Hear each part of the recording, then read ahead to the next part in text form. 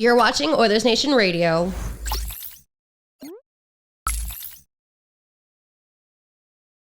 Okay. Go. Oilers suck again. After teasing us with 3 wins in a row, they suck. Do. Hit it, Tyler. All right, welcome in. It is a Monday, November 20th. It is 8:05 p.m. Mountain Standard Time. It has been pitch black in the city of Edmonton for 4 hours and pitch black in our souls since the start of the season. Welcome into Oilersnation Radio. We're doing a special nighttime edition because none of us have time to record on our usual time of Tuesday afternoon. So we're doing things a little bit differently. We're all at home. There's a lot to get to. We're all properly miserable after watching that game. So I think, boys, the right way to start is to crack a little Beveragino to get through this. Am I right? Well, let's get to it. All right. I had a bottle. It didn't make the same noise. Anyways, cheers to a tough hockey game. We're going to get to all of our usual stuff today on the podcast. We're going to have a delicious debate. We're going to do our Who Delivered for DoorDash. But first, we're going to go in a reverse order from what we usually do. We're going to start with a game recap since the Oilers just played a hockey game. It's brought to you by Alberta Blue Cross. There's only one thing better than sharing memories, and it is making new ones. You can head to ab.bluecross.ca/travel for more information to find out more on how their travel insurance can protect you and your memories wherever your travel takes you. All right, a little bit of a frustrating one. BM, I'll start with you. What was the defining moment of that loss to the Florida Panthers? Giving up another 2-goal lead. Right? Like, within the first 10 minutes of that hockey game, the Oilers got a goal, a fucking snipe from Connor from Leon's office for some reason, a nice little role reversal there. And then, you know, they got another one from Evander Kane at about the 9-minute mark. And you kind of go, all right, the boys are rolling. The boys have got the start they wanted. They've got 2 goals up on the Panthers. Let's build on it. And then 96 seconds later, Christopher Hagee gets a power play goal, a bad luck goal. Is that the one that hit Hyman on the way out? I feel like it is. Second. That was the second one? Yeah. Well, either way, it doesn't matter. Like, Verhage scored 93 seconds after Kane scored, 96 seconds, I should say. And it just kind of felt like that was, I felt tense. I felt nervous. I didn't feel like, all right, they got a goal, no big deal. We'll just go get the next one. It was just kind of like, uh-oh, here we go again. So I got to say, coughing up the 2-goal lead in the first period. Dan, you got a hockey fight to clip in that one, so I have a funny feeling that's maybe your defining moment. But what stood out the most for you in that loss? Well, I mean, the hockey fight comes at at a not a great time, I guess. Like, I don't know, it's one of those things where it felt like it was a burn that just kept growing with the after the whistle kind of festivities. But yeah, I don't know if it was necessarily the best moment for the Oilers. It definitely felt like it was a pivotal moment for the game. I don't know.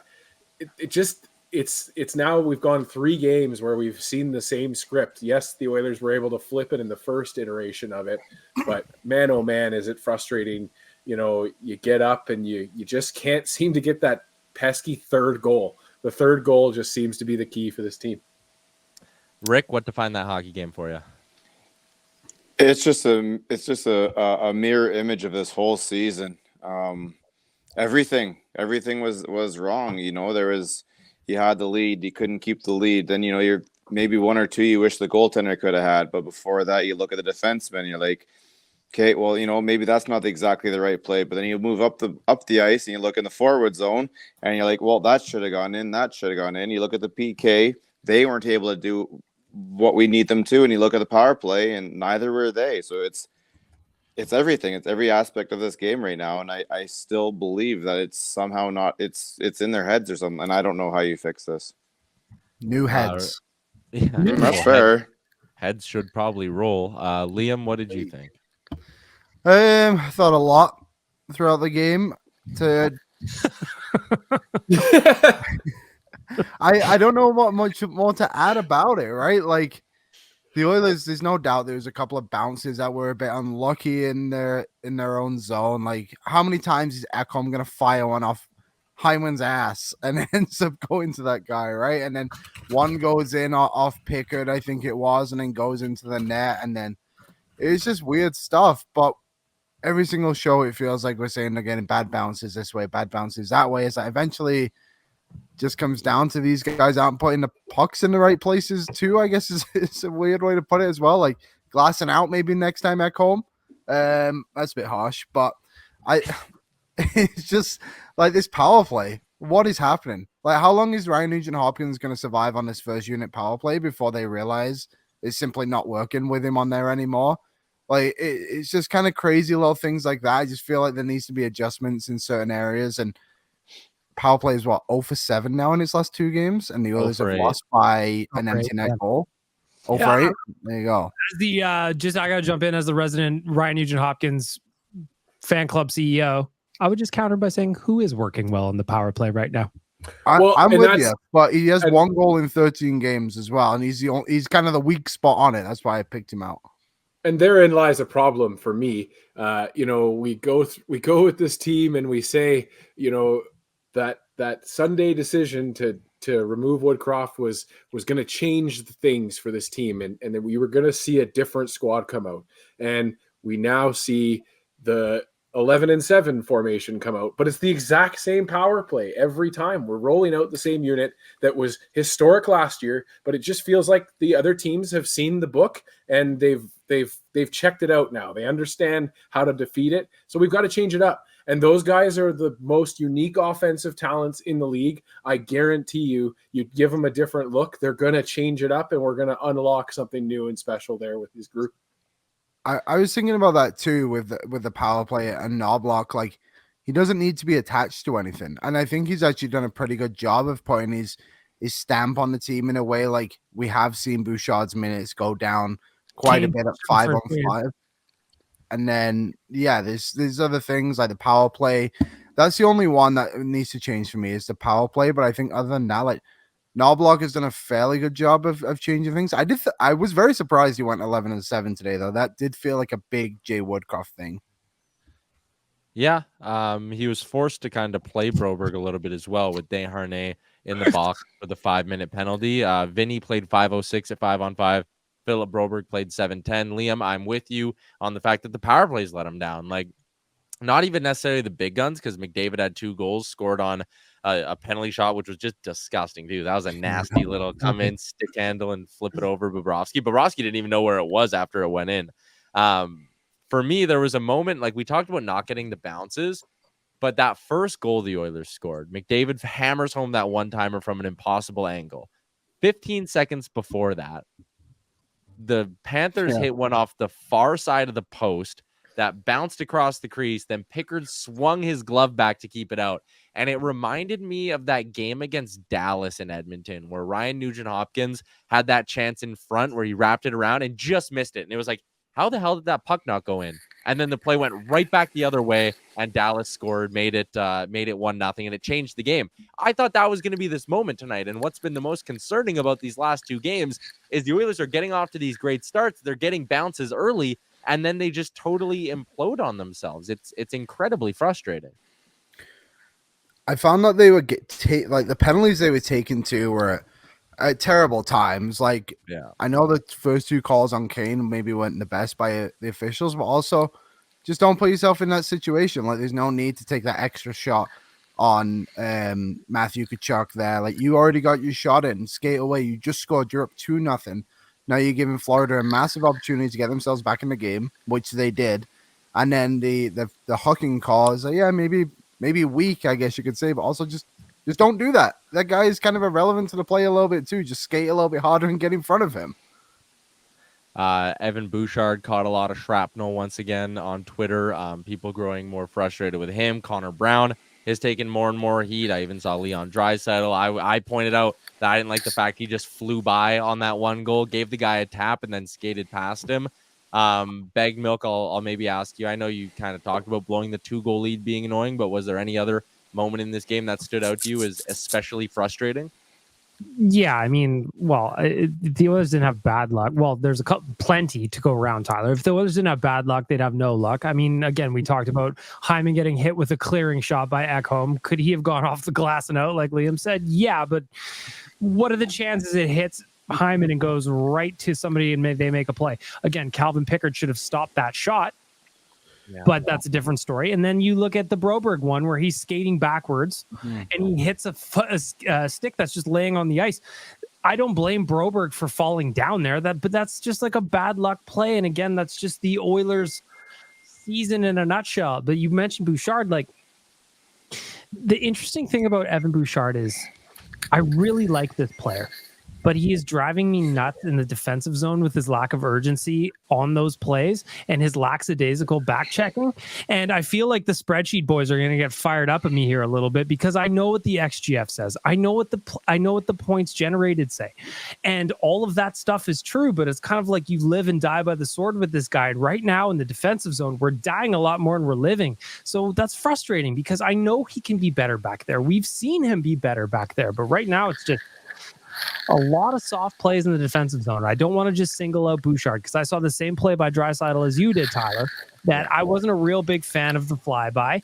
And it's just kind of like the guys have no confidence right now. So what sticks out and what's most frustrating to me is they can't even like get an accidental win for themselves where you can start to build back that confidence. It's like no matter what happens, no matter what mistake happens, it's going to end up in the back of the net, whether it's a bad luck play or just a bad play. And it's frustrating to watch because the Oilers can't even get any wins, any emotional wins for themselves so they can try and pull themselves out of this. Rick, you were laughing. Why? All that dinging. I think that was your phone going. Weren't you getting a serious bunch of messages down there? It was me. It was all the stat sheet boys and girls lighting up Tyler's phone. That's all. Anyways, I thought we were getting some insider information here or something like this. Yeah, I thought we were going to break a trade here. That would be unbelievable if they hit us with a trade right now. Dan, anything else stand out to you from the frustrating perspective? Like I'm just gonna steal Liam's again and say it was the power play. Like not that the Stars were bad, but I think you get one power play goal in the third period on one of your two attempts. That game's going to OT. But Dan, I'll let you go some. It's for me. It's response. It's McDavid getting dumped on that play. Yes, I know you're going to get a penalty shot for it, but like, how does nobody go over and grab a hold of that guy that knocks him down? Just little things like Stenlund putting the puck in the net after the play. I like that Fogle comes in and gives some shit there, but like how is 100% the referees have only to thank themselves for all of the shenanigans that happened after that because of their lack of ability to use the rule book that they are given to call plays on. Mm-hmm. They just don't do it. So yeah, it's a death by 1,000 cuts, and it feels like this entire season is just going to be defined by that damn quote. But it really feels like some of these games are just like that way. Also, I was going to say another BS call was when Sam Bennett was just punching Hyman in the head. Yeah, and they both then we got get 10. We got 10 for it. Who did? Hyman got 10. Hyman got way. Hyman got an. Oh, I thought it was Hyman. They said Hyman on the broadcast. I'm looking right now. It's Kane. You're right. From the bench? Must have been. Crazy. Best officials in the world, though, right, Gary? Yep. No, they do a great job. Gary will tell you they do. But like you said, Liam, Bennett was just punching Hyman in the brainstem, and I was wondering when it was going to stop.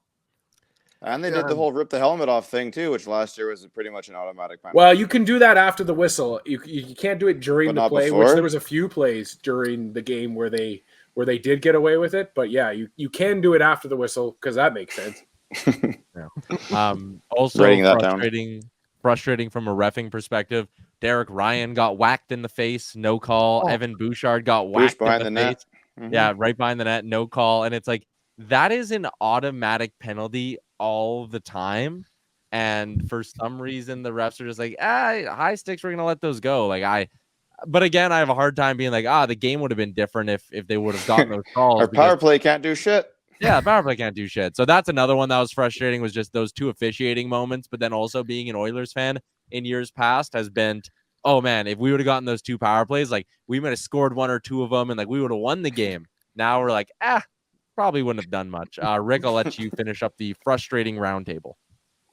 I don't know what to say, man. It's there's just so many small little cuts here, and I don't know exactly how you try and fill all of them at once. It's like not like a goal off the ass gets them going, because we've seen a couple of those, and we've seen a couple two goal games by Connor now and Leon, and that really didn't get them going into the next games. I don't know what to say right now. It's every little aspect is we're leaking it everywhere, and it's bringing the ship down. I'll go ahead, Liam. I don't know. It's just Liam's so weird. Like Liam's got a point after every one of us with something else. You go back and look at the goals, and there's like clear points on every goal, like what went wrong. But I feel like when you watch like other teams, like the Oilers have to work so hard sometimes to score goals. Like Connor McDavid had to score from the goal line today to give the Oilers a 1-goal lead. Their second goal was a well-worked play by the Oilers, and the third one was a penalty shot. You walk through what Florida did, and every single one is almost a mistake by the Edmonton Oilers, one way or another. And it is just amazing that it's every single night. It's the exact same thing, unless they put together almost a perfect game or their goalie bails them out. And I guess to flip it, like Pickard was actually pretty good tonight. I can't believe Mikula scored 2 goals, considering he has 7 in his career. But special night. Don't worry, Kevin Stenlund was also given a third star of the game in that hockey game. A nice 3-point performance from Kevin Stenlund, who came into the game with 4 points on the year. So that's a big night for him. Like, what are we doing? Anyways, let's wrap up. You talked about Calvin Pickard made his Oilers debut today. He stopped 26 of 30, gave him an .867 save percentage. I will go ahead and say he was solid, made some big stops, but needed one more, and that has been the story of the Oilers goaltending this year. Let's do letter grades for Calvin Pickard. Bag Milk, what letter grade would you give him for his performance? I mean, like, it's hard to, like, I think that Calvin Pickard played well, actually. He made some huge saves, but, like, if you look at a guy who had 26 saves and an .867, you don't exactly go, huzzah, we did it, like, mission accomplished, hang the banner. Like, there's problems there, right? Like, I think of the goal that hit Hyman, that one needed to be a stop. But then at the same point, he also made some huge saves where he was going post to post and making big saves. So letter grade, a B? Is that high? A B minus? I don't know. It's hard to say because, like, I don't feel like all of the goals against were his fault, but I do think that one or two of them he definitely liked back. But I also think that at the same time, like, there was that one goal when a bunch of forwards or a bunch of Oiler players were just standing around in their defensive zone, and he's sliding all over the crease trying to make magic happen. What is the guy supposed to do? How many shots is he supposed to stop? So B minus?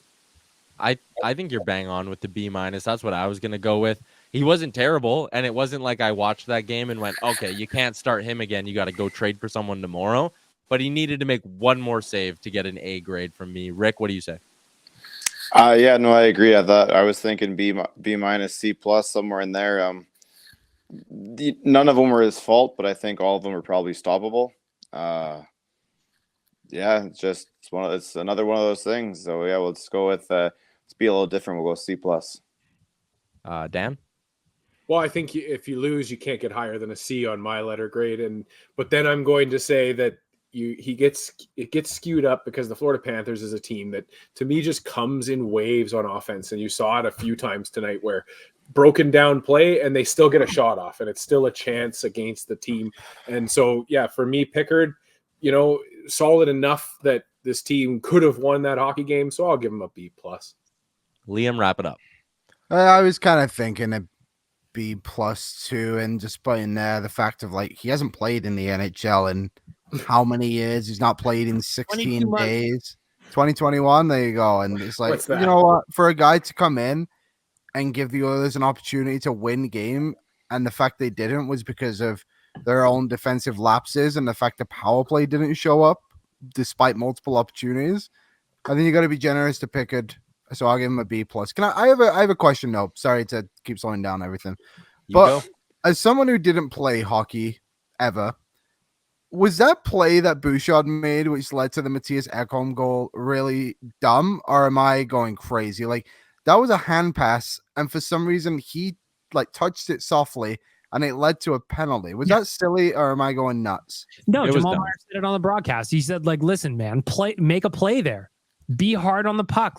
What is going on? Just because you think it is a hand pass, there's a reason people say play to the whistle. And he was just assuming the whistle was going to come. And then when he did finally engage, it was very, very sloppy and weak. That's what I mean about Evan Bouchard. I love the kid. I really do. But in the defensive zone, on the defensive side of the puck, his urgency level is just not near where it should be. He just wasn't confident going to the puck. You put it well though, Bag Milk. Play to the whistle, and it's like a football adage, right? And man, oh man, did that feel like you got that ball that it's not your possession until the other team touches it, and you just don't have to. But almost like he got goaded into touching that damn puck, and yeah, he wants that back, but you can't have those kinds of brain farts at the NHL level. Just a lack of confidence. But he knew it was a hand pass. He knew it was a hand pass, but you kind of get that close to the puck, and you just have a lack of confidence. You don't know what to do with it. So skate away from it. Leave it. He doesn't have to play the puck. Go to the other side. He literally didn't have to play the puck, but it was just weird. That's just what he is right now. It was an incredibly confusing moment. I don't know what he was thinking there. All right, there you go. That is your game recap brought to you by Alberta Blue Cross. There's only one thing better than sharing memories, and that is making new ones. ab.bluecross.ca/travel. Again, different edition of the pod just because we are coming at you at nighttime on a Monday instead of Tuesday afternoon. So enjoy the early listening on a Tuesday morning, I would assume, on your way to work. We are going to get to our delicious debate in a second. But first, I think this is a good time to do Who Delivered by DoorDash. Liam? Ding dong. For a limited time, our Canadian listeners can get 25% off and 0 delivery fees on their first order of $15 or more. All you need to do is download the DoorDash app and enter the code NATION25. That's all capitals, NATION25. That's 25% off up to a $10 value and 0 delivery fees on your first order when you download the DoorDash app in the App Store and enter the code NATION25. You can make DoorDash your holiday hack this holiday season with restaurants, groceries, pharmacies, bakeries, flower shops, and more delivered right to your door with DoorDash. And Liam, you heard my hilarious hiccup today on the DFO rundown when I tried to do that ad read when my day started 13 and a half hours ago. I got jumbled between saying viewers and listeners, and I just go, for a limited time, our Canadian losers, and then it was the hard stop. We had to just redo the whole thing. It was terrible. It was very funny. I actually thought he meant hiccup, so I was waiting for the hiccup, and then I heard that. It was much better. There we go. Much better. All right. Who hasn't gone first yet for a question? I'll go with you, Dan. Who delivered? And keep in mind, we haven't done an episode since Friday, so we got Saturday against the Bolts and then tonight against the Panthers. Oh, man. Well, I'm just going to grab the guy right off the top of the board. Calvin Pickard delivered in his first action in almost 2 years in the NHL, gave us a chance to win the hockey game. So, Calvin Pickard, you delivered. Rick? I'm going to veer away from the team and say something that went down last night. I think the CFL delivered. I don't know if anyone watched the Grey Cup game last night, but I thought it was a great show, great performance at halftime, and the game itself was down to the last second, man. It was pretty fun to watch. I actually said this on Real Life today. I had no plan of watching the entire Grey Cup. I put it on thinking I was going to have a nap. It was electric. I had a great time watching the Grey Cup. It was awesome. I had no idea it was on. But also, did you guys see the Montreal Alouettes player yell at the camera in French? He was fired up. He was right in everything he said. He probably was. Do we have a rough translation? Yeah, well, there was some people that were upset ahead of the Grey Cup, and then he was just voicing their concerns about afterwards about how the Grey Cup was marketed entirely in English. And of course, we have two language speaking teams in this league, and then on top of it, even I think on some TV broadcasts, it said that it was Toronto versus Winnipeg. Oh, So Nice they were one. like, who won the Grey Cup? And of course, the team that won the Grey Cup wasn't listed on the TV listings. Liam, who delivered for DoorDash? I'll go back to Saturday, and I think a good one to pick here is James Hamlin. Obviously, a pretty.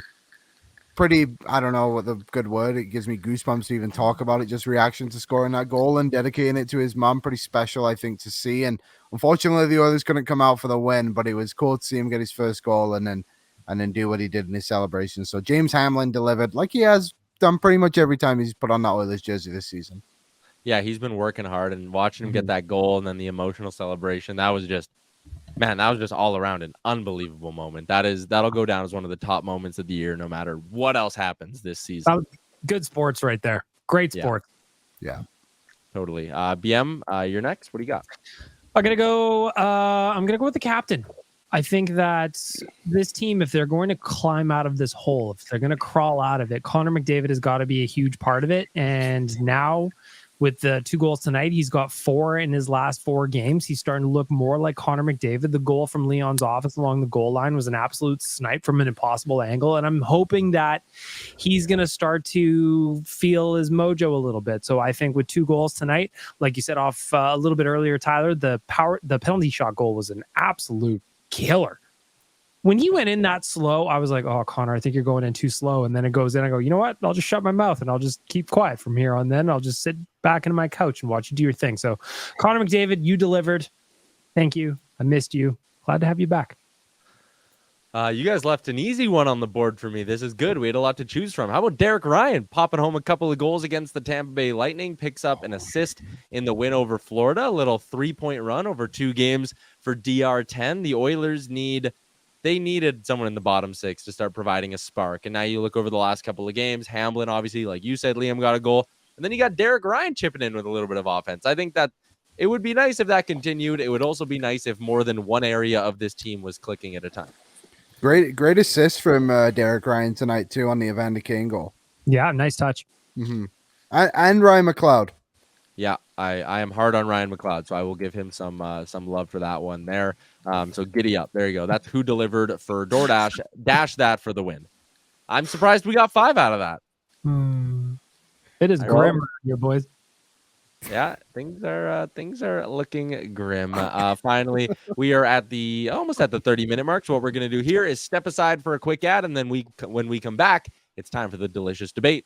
The delicious debate is brought to you by Wendy's. Don't forget, you can head over to dailyfaceoff.com and play that Wendy's Survivor game.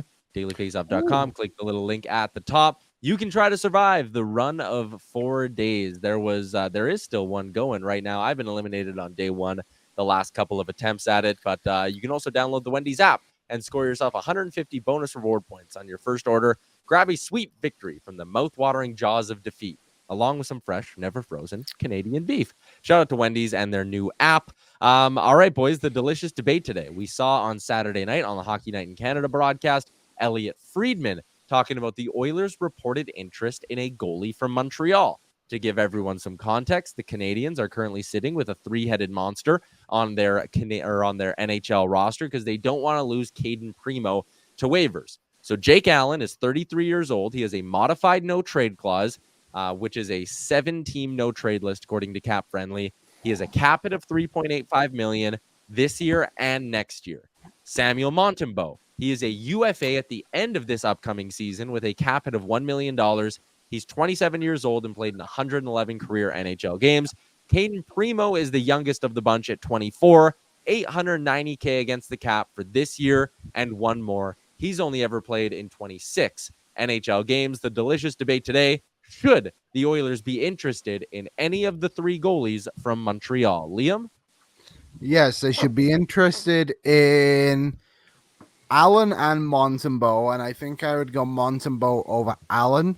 For one, Montembeault is only $1 million until the end of the season, and it's actually a really good year when you look at his underlying numbers too. I think both goalies actually lie around a 907, 908, something in there, one of the other. And when you look at Montembeault's number at 5-on-5, is a 949 save percentage at 5-on-5 this season, and his high danger chances save percentage is right around 900 as well. So he's really good. And for that cap hit, I know it's only until the end of the season, but if he's good and then the Oilers are able to maybe re-sign him, it's not going to be a huge ticket either. And maybe you can have Montembeault Skinner running around for a while here under like $6 million, which would be pretty sweet. Bag milk, what do you think?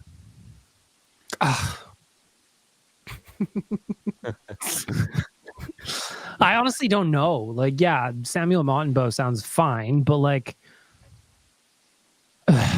you know, you're gonna have to give up a bunch. Gonna have to give up assets to get literally anybody. What does that look like? Nobody's here to help the Oilers here. And I know the Habs are running with 3 goalies right now, and it's weird, but they seem like they're gonna just be carrying that. It's not like the Oilers are gonna be like, oh well, Montreal, you've got 3 guys. You don't want to lose Primo on waiver, so why don't you do us a solid? They're going to say, no, fuck you. They're going to throw you an anchor, and if you want Montembeault, you're going to have to pay a ton for it. So, yeah, I would be interested in him based on his stats. I know that his 5-on-5 numbers right this season have been very, very good, and I know that his contract is palatable, especially given our cap situation, but what is that going to take to acquire?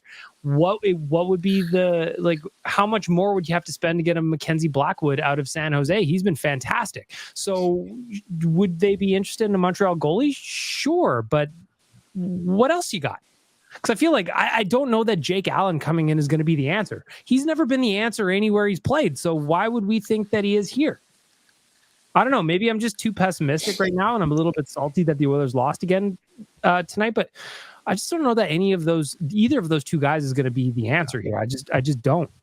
Yeah, like the reason I like Montembeault is because end of the season he's a UFA, and Montreal, I believe, still has one more retained money cap or one more retained money spot.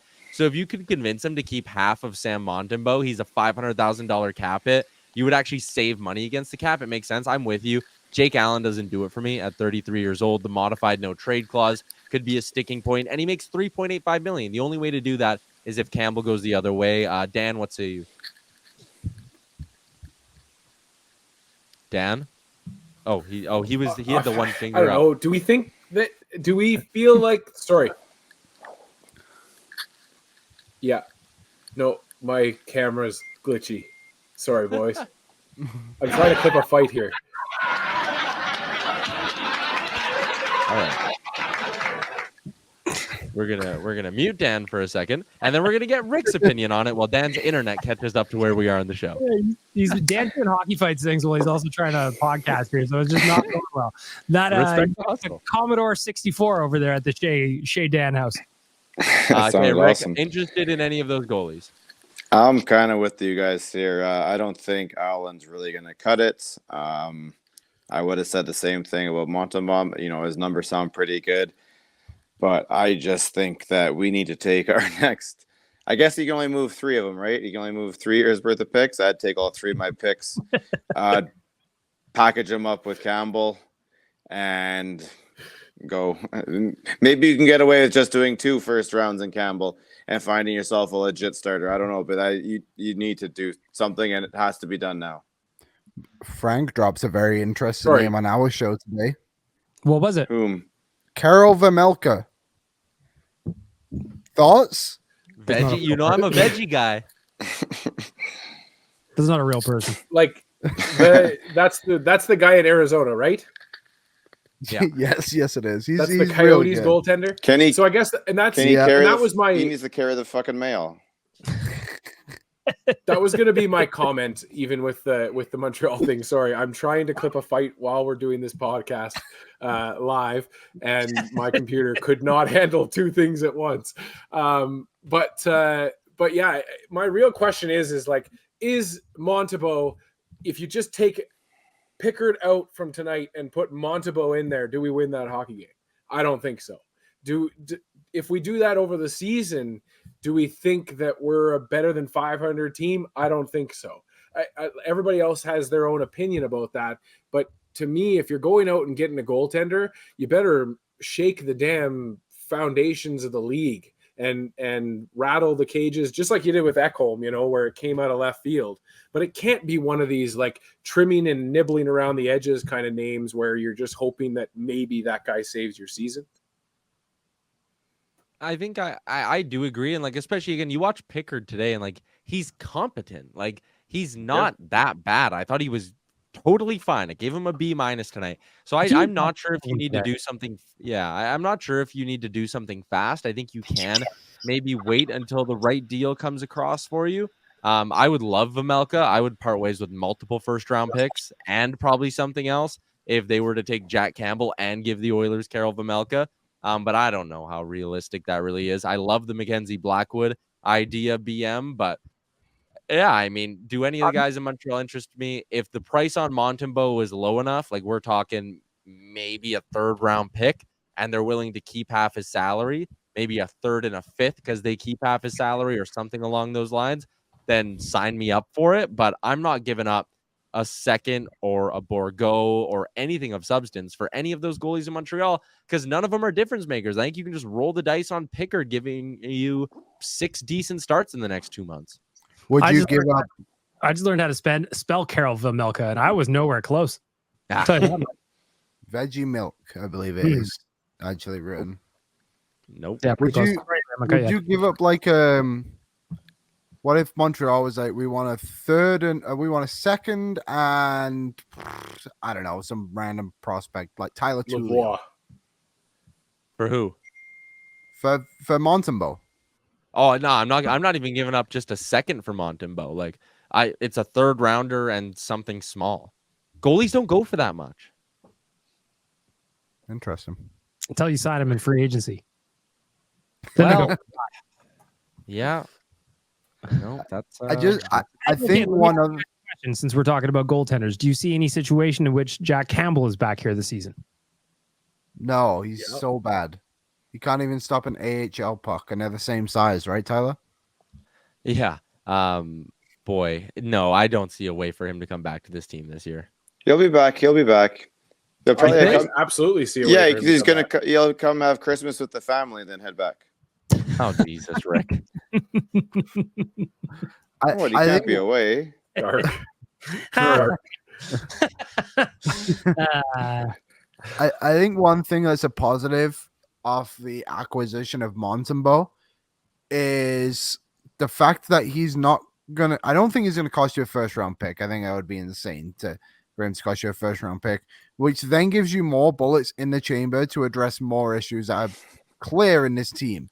So you can get Montembeault and you can have 2 good goalies in Skinner and Montembeault, and then you can go and get your third line center to replace your winger Ryan McLeod that's been playing there all season, or you can get another defenseman to help someone. I don't know where it may be, but it doesn't damage your chances of making more moves. I think that's a positive on it for me.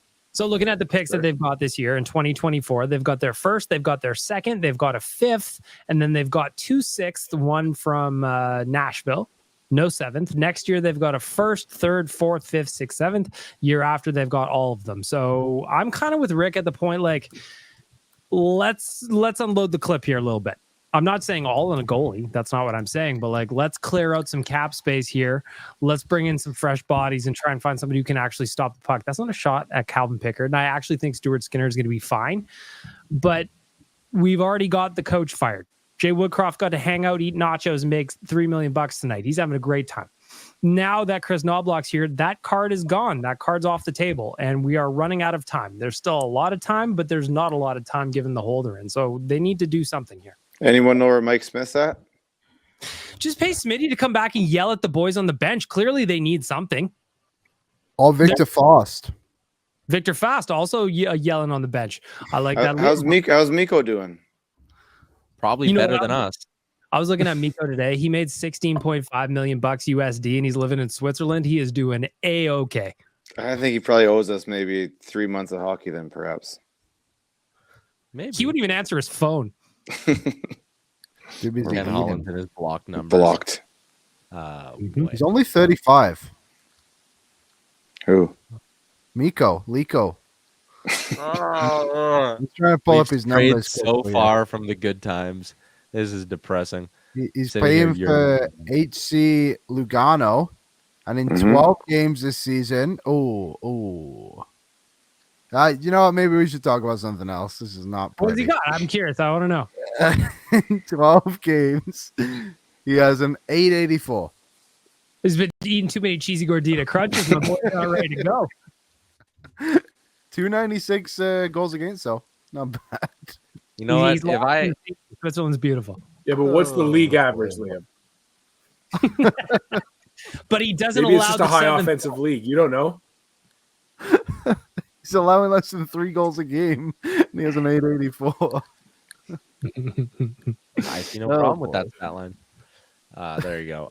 You know what? We could all probably at some point over the next little bit use a distraction from this hockey team, and no better place to do it than down at Greta, right in downtown Edmonton. You know what, Bag Milk? If you need to stop thinking about the Oilers for a little bit, you go to Greta, you get a couple of drinks in you, you play Mario Kart, and boom, all of a sudden the Oilers' struggles are out of your brain.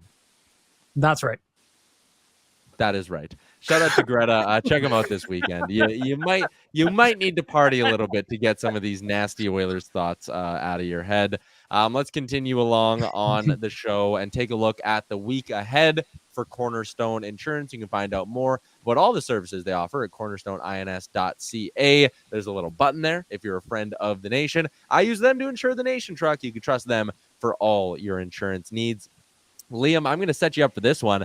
How about the fact there are no NHL games tomorrow night? There's none tomorrow? I thought there was none on Thursday. So wait. There is no NHL games tomorrow, being Tuesday, which is not American Thanksgiving. Then there's also, how many games are on Wednesday? 1, 2, 3, 4, 5, 6, 7, 8, 9, 10, 14. 11, 12, 13, 14. What? That makes sense. Why? And then there's no games on Thursday, 15 games on Friday, 8 games on Saturday, 5 games on Sunday. What? Like, why? Why is this necessary at all? The Oilers road trip could be like 6 days shorter if they were just able to play back-to-backs instead of having to play on Wednesday and then play Friday. This schedule is an absolute disaster in the NHL. It'll never ever get out of its own way. And today they announced an what's that hockey tournament with 4 teams in it? 4 teams, yeah. It's the World Cup. Most of the world is not involved in it. Oh my good God! Like, get out your own way, Gary. You're stupid. They ignored all the fun things from the last one, like the under 23 team, Team Europe. They got rid of all that, like the best parts of the last one. They're just like, nah, whatever. So who are the teams? US, Finland, Sweden, and Canada. Whoops. Yeah. Like, so we're not gonna get Leon Draisaitl. We won't get Kopitar, I guess. Obviously, all the Russians won't be there. All the Czechs. All the Czechs, Switzerland. No David Pasternak, right? No Timo Meier. Don't need them. Don't need them. They're not. They don't sell tickets. David Pasternak. It's best on best. MVP Those guys. It's best on best we're looking for. Yeah. David Pasternak pulled off an absolutely beautiful play tonight in the Bruins game, and yet don't need it. Not worthy of a World Cup appearance. Don't want it. I've never listened to that anthem before, and I never have to. Like, how can they do that? How can the World Juniors go every single year with a team like Kazakhstan, Austria, Denmark? I think Great Britain might be sneaking into the picture eventually. Poland, but the NHL can't put together a team from Switzerland. Yeah, the NHL would be doing a best on best tournament with 3 of their current top 10 scorers not even eligible to play in it. Don't need them. Don't need them. We're putting on a best on best here, Tyler. Come on. Yeah, we want best on best. The NHL, you can have half the best against half the best. That's our final offer. The top 2 picks negotiating in the draft this 2 years ago were from Slovakia. It's Slavkovsky and Nemec. Yeah. It's like that meme from Paunch Stars or whatever that show is called, where it's like, we want the best on best tournament from everybody in the world, and they go, best we can do is a 4-team shit show. Is it going to be in Toronto? No, they want to play games internationally still.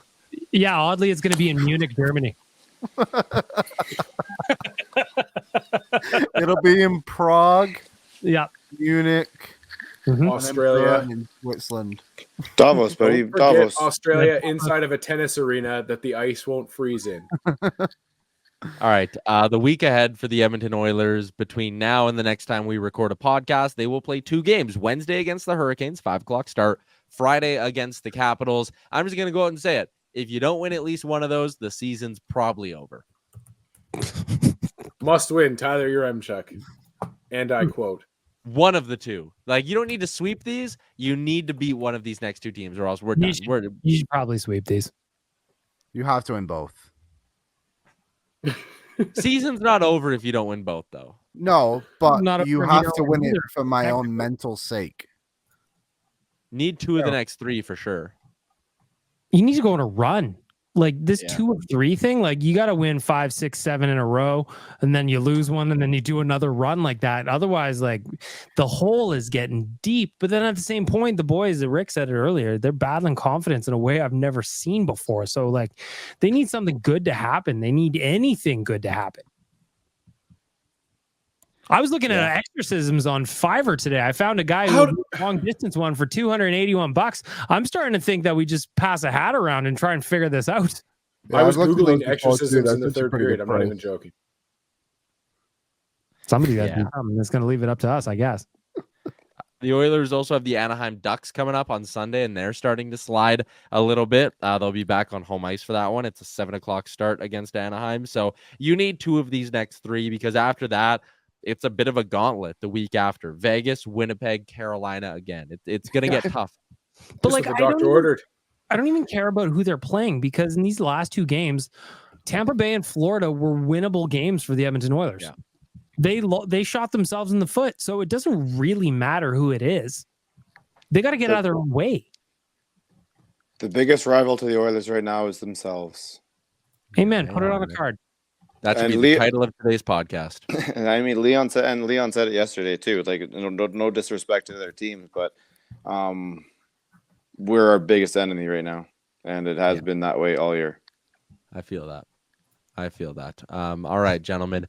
This was fun. This was a nice little venting session. We all had a cold one. I know. I'm just trying to find positives here. At least we got to be together for the last 47 minutes of our lives. That is We nice. didn't Does that get to mean do nothing? word association. No, we scratched that. We put that in the game recap instead. I did not have the energy to give word association. I'll give you guys two real quick. Ready? Very strenuous game. Real quick. Tyler, you're up first. Calvin Pickard. Solid. Liam. Good. Rick. Decent. Dan. Pleasantly surprised. I'd say passable. The Oilers' power play issues. Dan. Change it up. Rick. Unexplainable. Liam. New faces. Tyler. Stumped. And I would say dumbfounded. The likelihood that the Oilers will soon trade for a goalie by the end of November. Tyler. Slim. Liam. Above slim. Rick. Likely. Dan. My heart says 0% chance, but I believe that there is more than a 50-50 shot that it happened. Yeah, I was going to say doubtful. Anyway, little impromptu word association for you. There's three. Can I give one? There you go. Sure.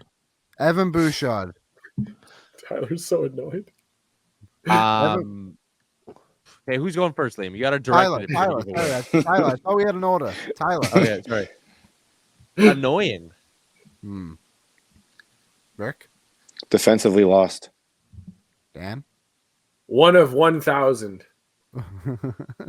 BM. I'd say he's a coin. And the reason I say that is offensively, you go, man, on this side of the coin, there's a lot of good stuff to like about Evan Bouchard. And on the defensive side of the coin, you go, well, it's not so great. Not so great. What's your word, Liam? Pickling. Pickling? What? Pickling. Like a good egg. Yeah.